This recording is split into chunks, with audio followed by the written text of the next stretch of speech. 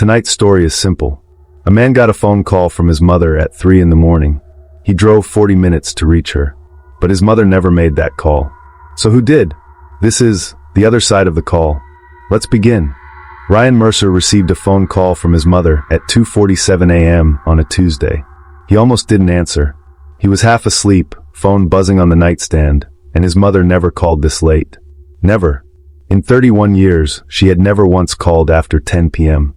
She was asleep by 9 every single night without exception. He answered, "Mom, everything okay?" Silence. Then breathing. Slow and steady. "Mom." "Ryan." Her voice was flat. Distant. Like she was speaking from another room inside herself. "I need you to come home." "What happened? Are you hurt?"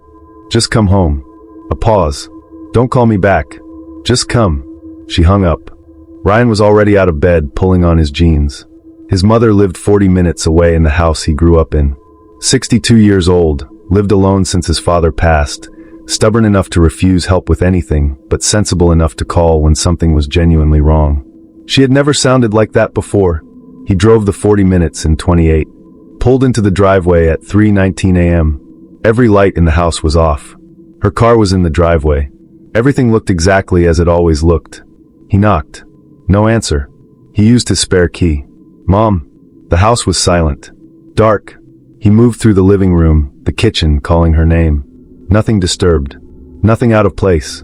Her reading glasses on the kitchen table. Her half-finished cup of tea on the counter, still faintly warm. He went upstairs. Her bedroom door was closed. He knocked softly. "Mom." "It's Ryan." "I'm here." "Nothing." He opened the door. She was in bed. Asleep. Breathing slowly and deeply, completely undisturbed, blankets pulled up exactly the way she always slept. Ryan stood in the doorway for a long moment. He crossed to her bedside and touched her shoulder gently. "Mom." She stirred, blinked, looked up at him with genuine confusion. "Ryan, what are you doing here? It's the middle of the night. You called me 40 minutes ago. You told me to come home." She stared at him. "I didn't call you. I've been asleep since 10. Ryan pulled out his phone, showed her the call log. 2:47 a.m. Mom. Duration, 41 seconds. She looked at the screen, then at him, her face doing something complicated.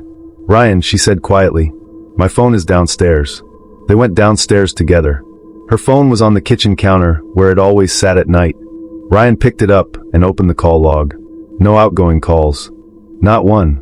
The last call she had made was to her sister 3 days ago at 6 p.m. Ryan stared at the screen. His own phone showed the call. Hers showed nothing. "Someone called you from my number," she said. "Who knows your number?" "Everyone." She paused. Anyone could find it. Ryan thought about the voice. His mother's voice. Not similar, identical. The exact pitch, the exact rhythm, the specific way she said his name that no one else in the world said quite the same way. "It sounded exactly like you," he said. She was quiet for a moment. "What did it say?" He told her. Word for word. "Don't call me back. Just come." His mother's face went still. Not frightened exactly. Something older than frightened. "Ryan," she said slowly. "Sit down." He sat. "Your grandmother," she began. "My mother. The night she died, 1987, I was 29. I got a phone call at 3 in the morning. I picked it up, and it was her voice. Clear as anything. She said, 'I need you to come home.' I told your father it was nothing, a dream. I was half asleep. I didn't go." She stopped. She died alone that night. Heart attack. The neighbor found her in the morning. The kitchen was very quiet. "What are you saying?" Ryan asked. "I'm saying," his mother said carefully, "that something called you in my voice. And it told you to come. And you came. And?" She looked at him with an expression he had never seen on her face before. Something between dread and resignation. Like someone who has been waiting for a particular thing for a very long time. "And the last time it happened," she said, "someone died before morning." Ryan looked at the clock on the kitchen wall. 3:41 a.m. He looked at his mother. She was looking past him. At something behind him. Her face had gone completely white. "Ryan," she whispered. "Don't turn around." He turned around.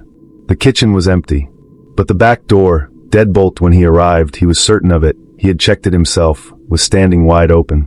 Cold air poured in from the dark outside, and on the doorstep, just inside the threshold, were 2 wet footprints, leading in, not out. Ryan grabbed his mother's arm and pulled her toward the front door. They ran, got in his car, locked the doors, drove 3 streets away, and sat under a streetlight with the engine running. Ryan called the police. They came, searched the house, found nothing. No one inside. No signs of entry. They said the back door lock was old, could have swung open on its own. They left at 4:30 a.m. Ryan drove his mother to his apartment. She fell asleep on his couch. He sat at the kitchen table with the lights on and his phone in his hand. At 5:50 a.m. his phone buzzed. A text message. From his own number. From himself. You should have listened. Don't call me back. Just come. Ryan stared at the screen. His phone buzzed again. A second text. Same number. His own number. 3 words. I'm already here.